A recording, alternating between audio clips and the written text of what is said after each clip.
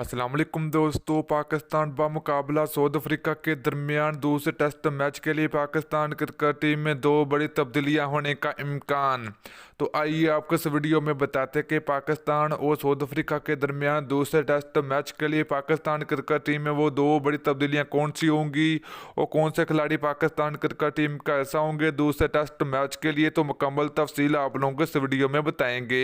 तो प्यारे से भाई, अगर आप लोग चैनल पर पहले मरतबा तो बड़े बेबानी बिल्कुल फ्री में चैनल को सब्सक्राइब करके साथ लगी बेल आइकन जरूर प्रेस कर देनी है, ताकि आप लोगों को पाकिस्तान और साउथ अफ्रीका के दरमियान होने वाले सीरीज की अपडेट सबसे पहले इसी चैनल पर मिलती रहेगी। तो चलिए दोस्तों, आपको बताते चले कि पाकिस्तान और साउथ अफ्रीका के दरमियान दूसरा और आखिरी टेस्ट मैच 4 फरवरी को खेला जाएगा। दोस्तों, तब्दीली की बात करें तो पहली तब्दीली होगी आबद अली की।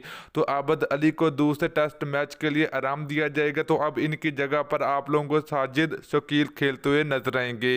तो साजिद शकील और इमरान भट्ट पाकिस्तान क्रिकेट टीम की तरफ से ओपनिंग बल्लेबाजी करेंगे।